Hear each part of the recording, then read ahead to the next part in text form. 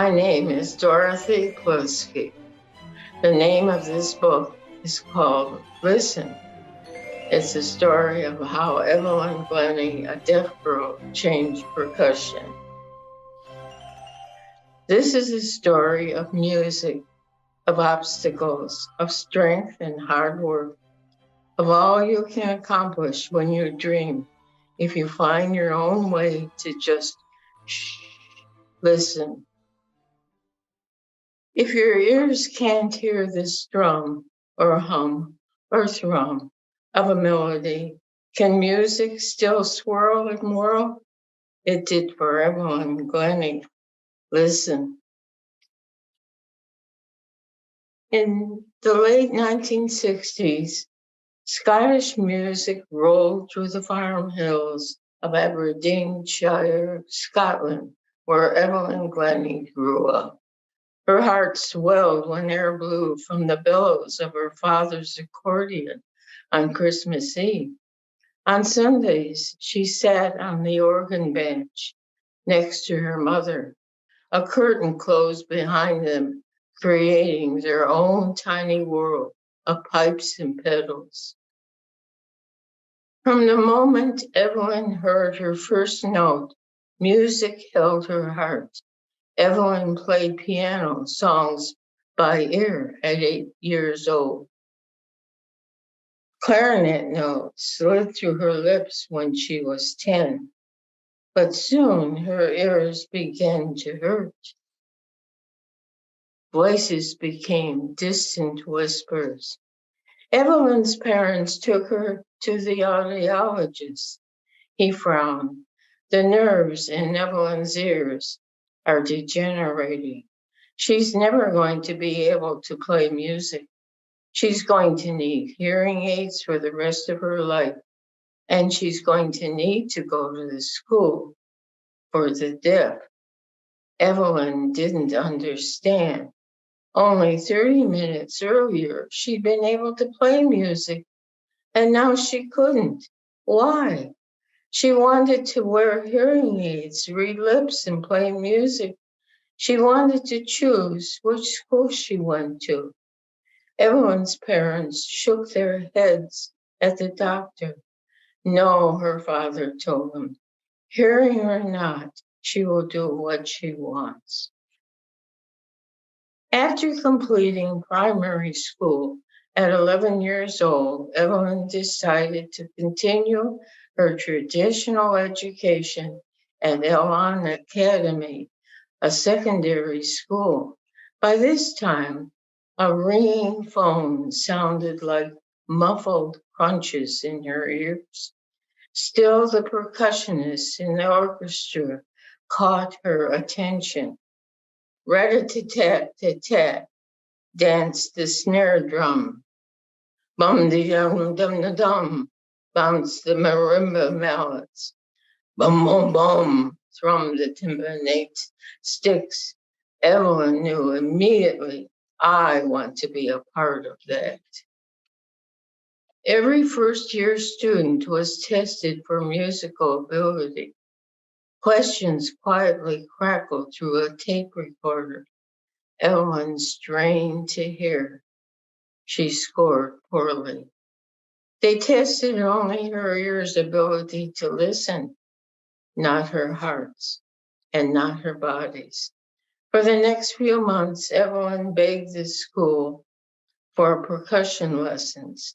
Finally, a percussion teacher named Ron Forbes tested her ability to read music and play rhythms. Thanks to years of piano lessons, she passed. For her first lesson, Mr. Forbes gave Evelyn a strange assignment. He sent her home with a snare drum. No instructions, no sticks, no stand, just a drum. So Evelyn tapped it. She pinched it. She scraped it with her fingernails. She turned it upside down. She rubbed her jewelry on it. Every action created a different vibration. At her second lesson, Mr. Forbes asked, how did you get on? I don't know, she admitted. He knew she lived on a farm. Well, how does the tractor feel? He asked. Evelyn closed her eyes. She felt the light tingling squeak of an old creaky tractor. She rolled onto the tips of her toes, and she played an old creaky tractor. Tick, tick, tick, tick, tick. Then Evelyn felt the raucous roar of a brand new engine. She dug her heels into the floor, and she played the roar of a brand new engine. Vroom! Evelyn, do you think you could hear more if you took your hearing aids out? Evelyn looked at Mr. Forbes as if he had three heads, but she took them out.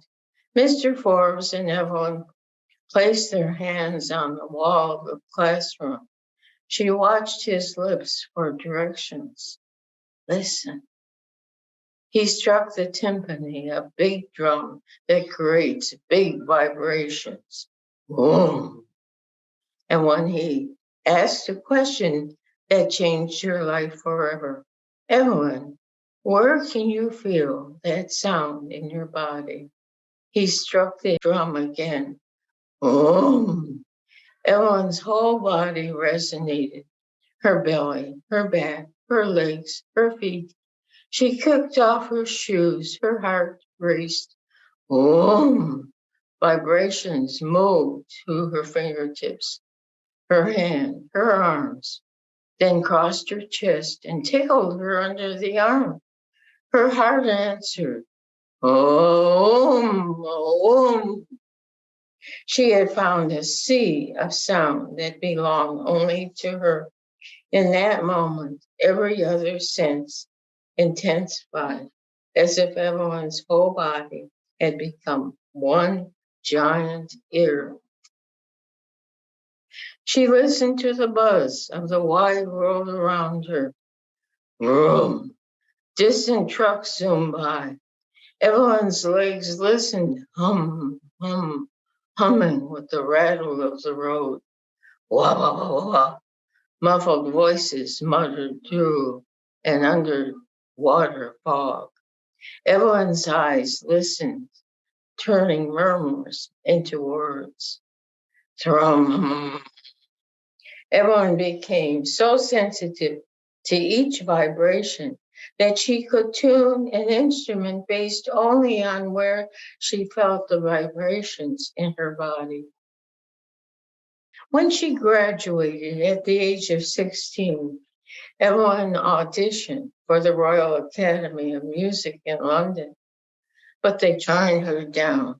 No one believed a deaf musician could have a career in music, but Evelyn believed if she could learn to think about listening in a whole new way, then they could too. Evelyn knew that sound and touch weren't that different. Air vibrated, traveling through the judge's ears before turning into sound. For Evelyn, those vibrations traveled through her body. Her brain just listened differently. Evelyn fought for the right to audition again.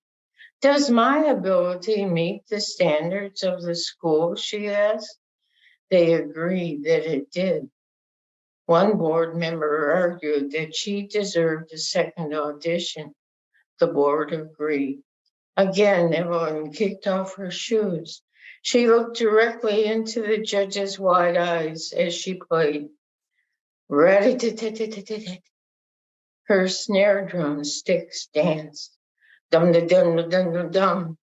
Her marimba mallets bounced. Bum, bum, bum, bum, bum, bum.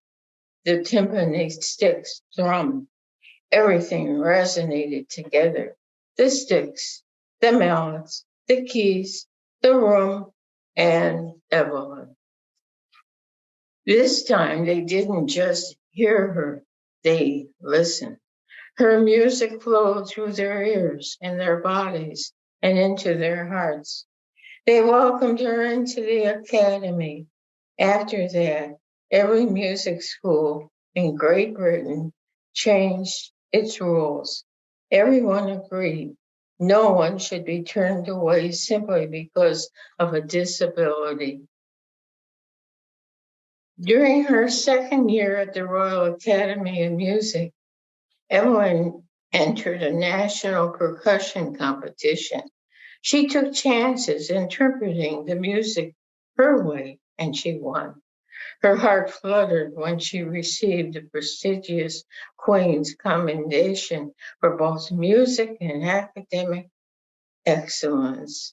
And at the age of 17, she again kicked off her shoes to perform the very first solo percussion concerto at the Royal Academy of Music. As she sank into the cushion, a broad sound, the audience sank too.